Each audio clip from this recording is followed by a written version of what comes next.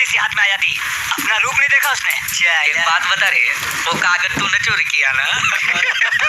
तूने चोरी किया ना? साले। अच्छा तेरे को कुछ लगा बगैर नहीं तो फिर जोर से काय कुछ चिल्ला रहा है? स्टाइल है बाबू भैया, राजू का स्टाइल। ये बाबूराव का स्टाइल है।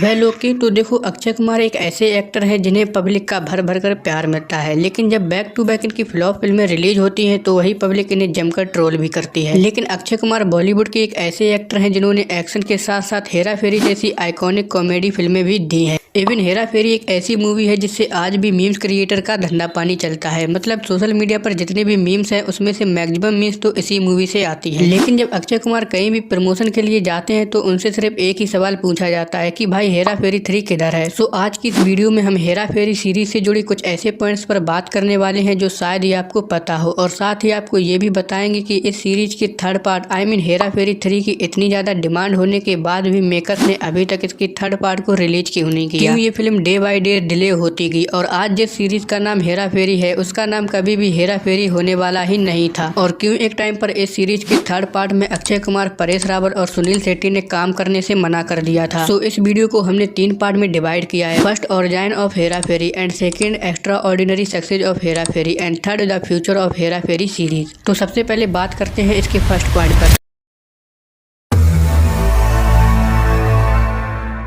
तो देखो, हेरा फेरी पिछले 21 सालों से एक ऐसी फ्रेंचाइजी बनी है जिसे बूढ़े से लेकर बच्चे तक सभी पसंद करते हैं। इवन हेरा फेरी मूवी को आप जब भी देखोगे तो आपको उतनी ही हंसी आएगी जितनी कि एक फ्रेश मूवी देखते टाइम आती है। दरअसल हेरा फेरी सीरीज की शुरुआत होती है 1971 में TV film see the man run से, जिसे मलयालम में 1989 में डब किया जाता है एज रामाजी राव स्पीकिंग नाम से। मलयालम सिनेमा में कई सारी फिल्में डायरेक्ट कर चुके प्रियदर्शन जब 90s में बॉलीवुड में आते हैं तो वो 2010 तक कई सारी हिंदी फिल्में डायरेक्ट कर चुके होते हैं। और हेरा फेरी सीरीज का नाम भी कभी हेरा फेरी सीरीज नहीं होने वाला था, बल्कि इसका नाम रफ्तार होने वाला था।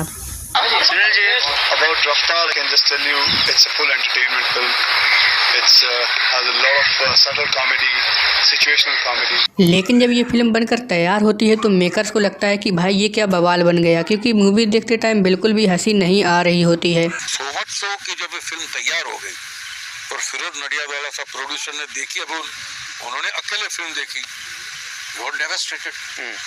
अरे क्या है यार, अच्छा ये क्या बना है यार, ये क्या है, बिल्कुल हंसी नहीं आ रही, एक्सेट्रा एक्सेट्रा। फिल्म तो बनकर तैयार हो जाती है, लेकिन फिल्म बनने के बाद इस फिल्म के डायरेक्टर प्रियदर्शन अपने दर्शन देना तक बंद कर देते हैं, जिसकी वजह से इसके बाकी के सारे काम जैसे editing, background score, final mix, dubbing, cutting, trailer, ये सारे काम नीरज बोरा को करने पड़ते हैं।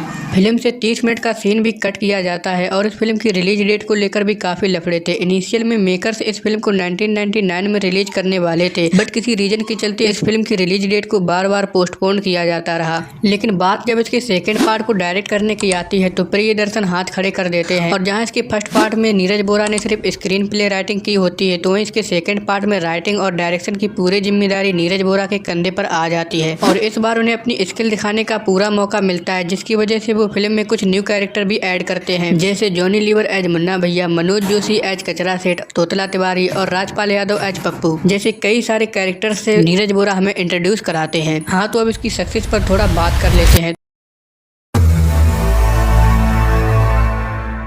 तो देखो, हेरा फेरी सीरीज का फर्स्ट पार्ट हो या सेकंड पार्ट, इन दोनों मूवीज में हमें इनके कैरेक्टर्स की प्रॉब्लम्स को दिखाया जाता है और इन्हीं चीजों को देखकर हमें हंसी आती है। श्याम को अपनी माँ और बहन की चिंता होती है, राजू भी अपनी माँ को धोखे में रखता है और बाबू भैया का तो कोई अपना कहने वाला ही नहीं होता है। कॉमेडी जॉनर ही एक ऐसा जॉनर होता है जहाँ जितना इम्पोर्टेंट राइटर और डायरेक्टर का होता है उतना ही मूवी की सक्सेस में इम्पोर्टेंट एक एक्टर का भी होता है। 20 से 25 साल पहले आई इन फिल्मों को आप अगर आज भी देखोगे तो आपको उतनी ही हंसी आएगी। और इन फिल्मों में मजे की बात है कैरेक्टर की केमिस्ट्री, जहां फिल्म में राजू, श्याम और बाबूराव आपटे लड़ते हैं और मोहल्ले में कांड करते हैं और हमें हंसाते हैं और अपनी इमोशनल स्टोरी सुनाकर ऑडियंस को रुलाते भी हैं। इसके थर्ड पार्ट को नीरज बोरा ही डायरेक्ट करने वाले थे, लेकिन जब मूवी पर लंबे समय के बाद काम शुरू हुआ तो इस फिल्म के एक्टर्स ने इसमें काम करने से मना कर दिया, जिसकी वजह से इस फिल्म में जॉन अब्राहम, नाना पाटेकर और अभिषेक बच्चन को कास्ट किया गया था, बट किसी रीजन के चलते नीरज बोरा की मौत हो जाती है और इसके बाद से इस फिल्म पर कोई भी अपडेट नहीं आया था। लेकिन आगे चलकर अपडेट आती है जिसमें बताया जाता है कि हेरा फेरी 3 आएगी और इस फिल्म में राजू का कैरेक्टर कार्तिक आर्यन को ऑफर हुआ है। और ये न्यूज सुनने के बाद millions of Hera Pheri series के फैंस का दिल टूट जाता है। लेकिन अब हेरा फेरी सीरीज के सारे ओल्ड कैरेक्टर कंफर्म हो चुके हैं और ऊपर से इस फिल्म के लिए प्रियदर्शन ने भी एंट्री ले ली है। हाँ, तो अब इसकी फ्यूचर पर थोड़ा बात करते हैं।